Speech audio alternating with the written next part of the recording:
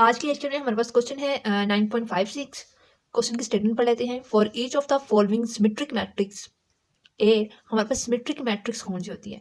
ऐसी मैट्रिक्स जिसमें हमारे पास या तो ये हमारे पास इसके मेन जो डायगोनल होते हैं ये वाली एंट्री सेम हो, या फिर ये जो सेकेंडरी डायगोनल होती हैं ये वाली एंट्री सेम हो। ठीक है, उसे हम सिमेट्रिक मैट्रिक्स बोलते हैं। फाइंड एन ऑर्थोगोनल मैट्रिक, हमने ऑर्थोगोनल मैट्रिक फाइंड करनी है पी सच दैट डी किसके इक्वल आएगा? पी इनवर्स ए पी के इज डायगोनल। ठीक है, जो हमारे पास डी मैट्रिक्स आएगी उसमें हमारे पास जो वैल्यूज आएंगी वो जस्ट क्या होंगी?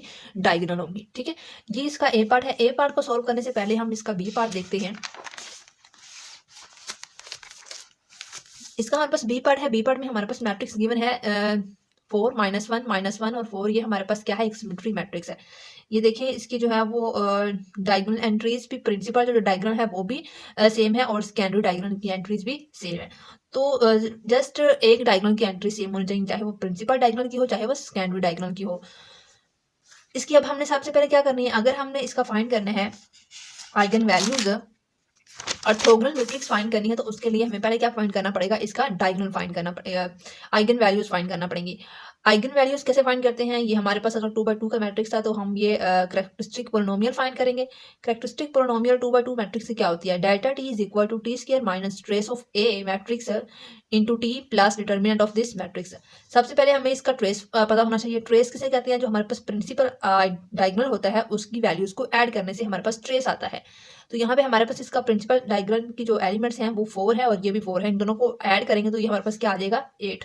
ठीक है, तो -8 टी प्लस, अब डिटर्मिनेंट लेना है तो इस मैट्रिक्स का जो डिटर्मिनेंट है हमारे पास 4 × 4 क्या आता है?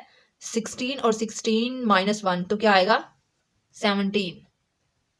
सॉरी, 16 -1 आएगा तो 15 आ जाएगा। ठीक है, उसके बाद हमने इसकी फैक्टराइजेशन करनी है। फैक्टराइजेशन करने के बाद हमारे पास इसके दो रूट्स आए हैं, t-5 एंड t-3। इनको हम 0 के इक्वल ऐड करेंगे तो यहाँ से हमारे पास जो वैल्यूज हैं वो t की आ जाएंगी 5, t = 5 एंड t = 3।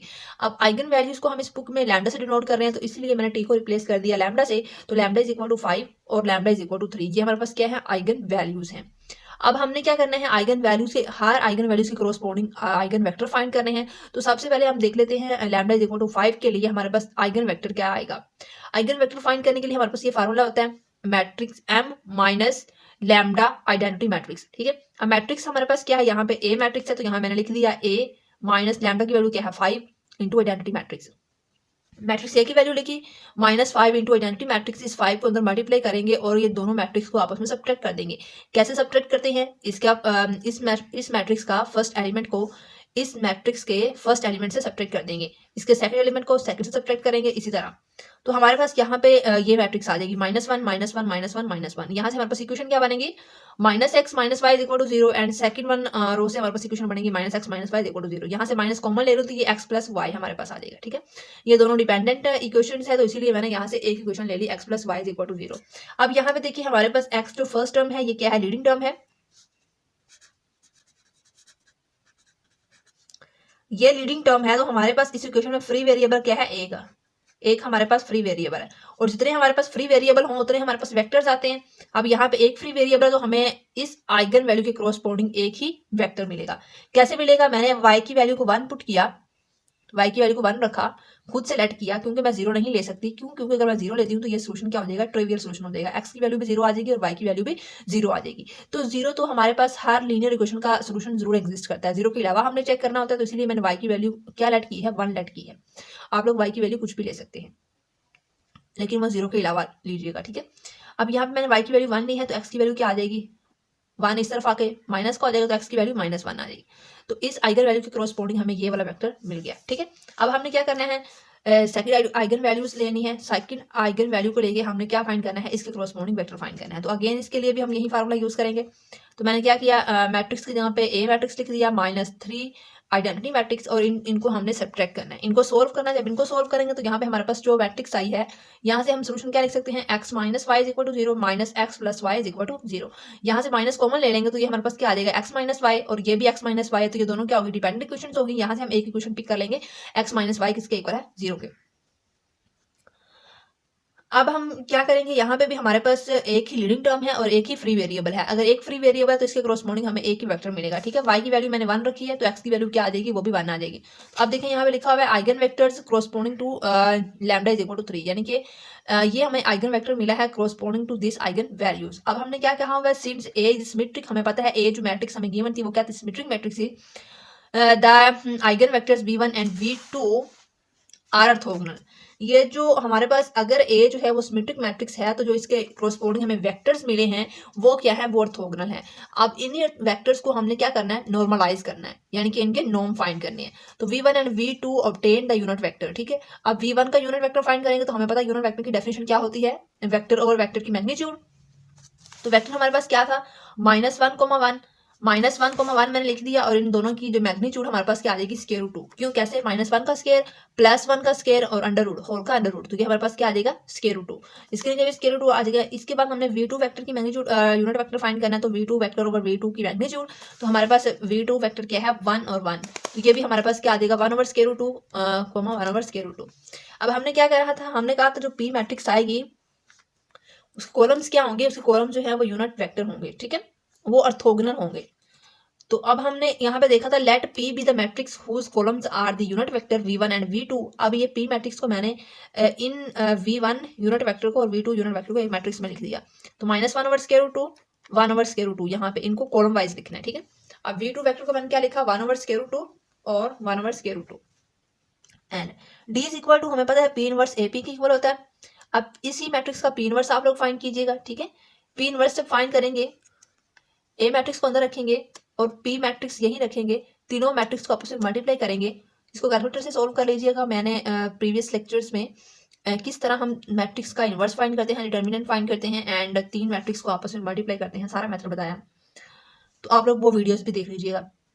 अब यहाँ से हमारे पास जो डी की वैल्यू आएगी वो क्या आएगी, 5003। अब ये मैंने कैसे लिखी है, ये मैंने डायरेक्ट लिखी है। कैसे लिखी है, क्योंकि हमारे पास जो ये डायगोनल मैट्रिक्स आती है ना, इसमें जो हमारे पास आइगन वैल्यूज आती हैं वो ही जो है वो प्रिंसिपल डायगोनल में होती है। तो आइगन वैल्यूज क्या आएंगी, आई थी 5 और 3, तो मैंने ये आइगन वैल्यूज को डायगोनल में लिख दिया और बाकी वैल्यूज 0 कर दी।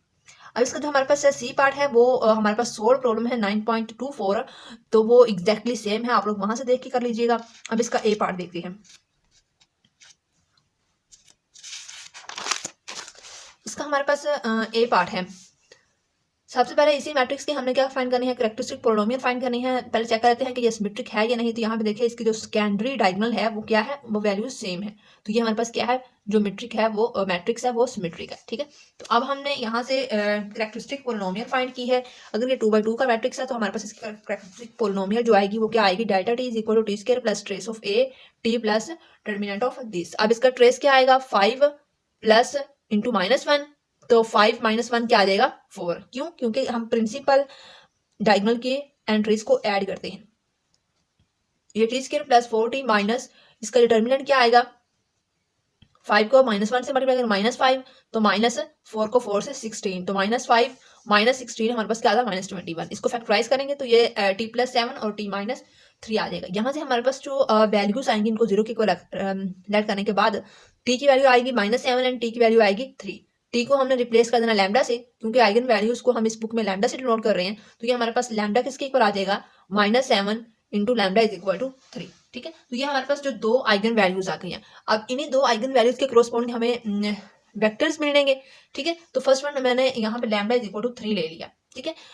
अब लैम्डा इज इक्वल टू 3 है तो इसके क्रॉसपोंडिंग हमें आइगन वेक्टर फाइंड करना है। तो उसके लिए हम ये वाला फार्मूला यूज करेंगे, मैट्रिक्स ए लिखी -3 into identity matrix. Matrix A में 5 4 4 -1 -3 इंटू 1 0 0 1, ठीक है। अब 5 में से -3 करेंगे क्या आ जाएगा, 2 आ जाएगा। 4 एज इट आ जाएगा, ये 4 भी एज इट आ जाएगा। -1 -3 -4 आ जाएगा। तो यहाँ से हमारे पास ये इक्वेशन बन रही है 2x + 4y = 0, 4x - 4y = 0। अब यहाँ पे अगर मैं यहाँ से 4 कॉमन ले लेती हूँ, ठीक है, यहाँ से 4 कॉमन ले लेती हूँ, यहाँ से 2 कॉमन ले लेती हूँ, तो ये हमारे पास जो इक्वेशन बनेंगी वो कुछ इस तरह की बनेंगी, x + 2y = 0 और यहाँ से हमारे पास बनेगी x - y = 0। अब इसको अगर हम सोल्व करते हैं तो ये हमारे पास रिड्यूस्ड एचेलॉन फॉर्म में हम इसको कन्वर्ट करके इसको सोल्व करते हैं तो ये हमारे पास जो है यहाँ से कोई भी वेक्टर नहीं मिल रहा। क्यों? क्योंकि इस क्वेश्चन में कहीं कोई मिस्टेक है, इसीलिए ये क्वेश्चन जो है वो सोल्व नहीं हो रहा। ठीक है, मेथड हमने सेम वही अप्लाई करना था। तो ये क्वेश्चन की हमारे पास लास्ट में एक ही क्वेश्चन आनी चाहिए थी, जैसे हमने इसके बी पार्ट में लिखा था। हमारे पास ये दो ही क्वेश्चन सेम होते तो वहां से हम एक ही क्वेश्चन ले लेते थे। ठीक है, दोनों ही आइगन वेक्टर्स के कॉरस्पॉन्डिंग यहाँ पे भी देखें, दोनों ही क्वेश्चन सेम आ रही थी, वहां से हमने एक ही क्वेश्चन ली थी।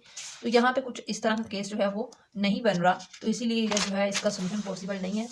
इस क्वेश्चन में कहीं ना कहीं कोई मिस्टेक है। ओके गाइस, अगर वीडियो पसंद है तो वीडियो को लाइक कर दें, अपने फ्रेंड के साथ भी शेयर करें और चैनल को सब्सक्राइब कर दें। साथ में लगी बेल आइकन को भी प्रेस कर दें ताकि हर नई वीडियो की अपडेट्स आप लोगों को मिलती रहे। मिलते हैं नेक्स्ट वीडियो में, तब तक के लिए अल्लाह हाफिज़।